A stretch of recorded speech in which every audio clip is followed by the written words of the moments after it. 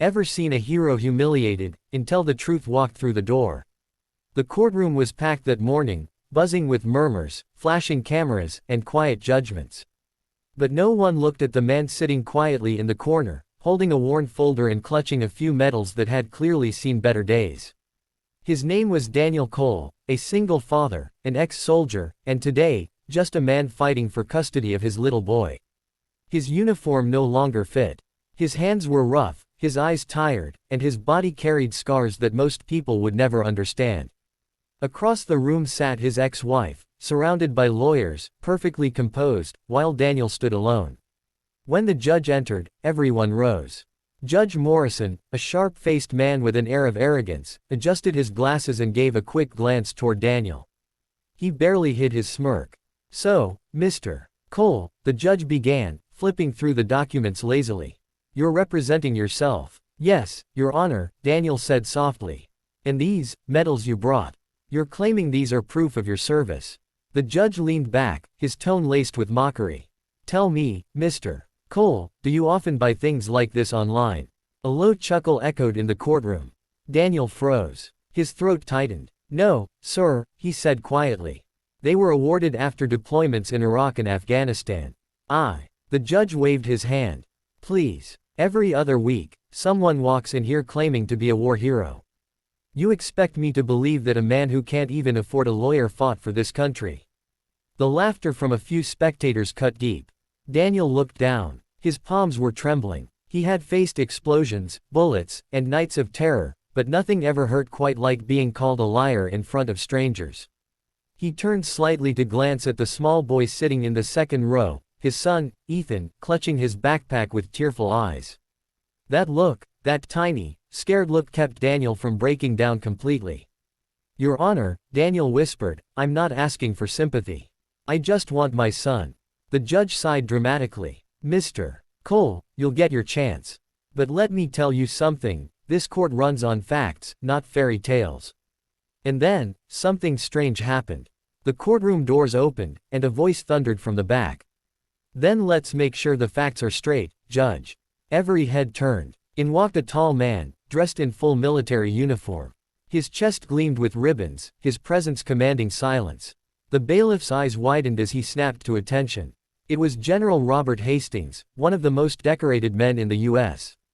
Army, a name that made the judge instantly pale. The general walked straight toward Daniel, stopped, and saluted him. "Sergeant Cole," he said firmly, loud enough for everyone to hear. "Permission to address the court on your behalf." The judge stammered. "General Hastings, what are you doing here?" "I came because I heard one of my men, one of my best, was being insulted in a place where justice is supposed to exist." He turned to the courtroom. "This man," he said, pointing to Daniel, carried two of his comrades out of an ambush in Kandahar under heavy fire. "I was there." He took shrapnel to the leg, nearly bled out, and refused evacuation until his team was safe. "Those medals he holds, he didn't buy them. He earned them. With blood, courage, and sacrifice." The entire room fell silent. The judge looked frozen. "And if you still doubt it," the general continued, "you can check the official records, or maybe, Judge Morrison, you can check the presidential commendation with his name on it."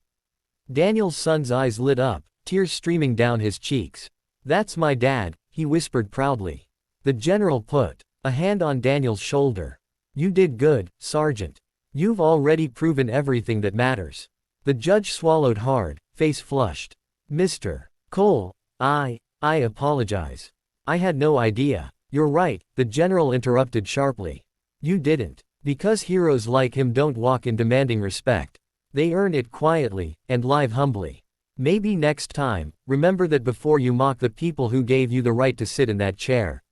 The courtroom broke into quiet applause.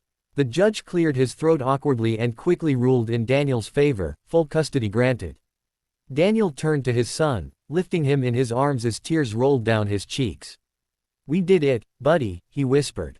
"We're going home." The general smiled and saluted one last time before leaving the room, his boots echoing on the marble floor, a sound that would stay in everyone's memory for years. As the doors closed behind him, Daniel looked back at the judge, not with anger, but with calm dignity. "Sir," he said softly, "never judge a man by how he looks. You never know what battles he's already fought. That moment changed the entire courtroom. Outside, as Daniel and Ethan walked into the sunlight, his boy looked up and said, "Dad, I want to be like you someday." Daniel smiled. "Then promise me one thing, son, be kind. The world has enough judges. It needs more hearts." Clapperboard, if this story touched your heart, hit that like button and subscribe to the channel. Because every view, every share, keeps stories like Daniel's alive. Stories that remind the world that respect isn't given by titles, it's earned by sacrifice. End.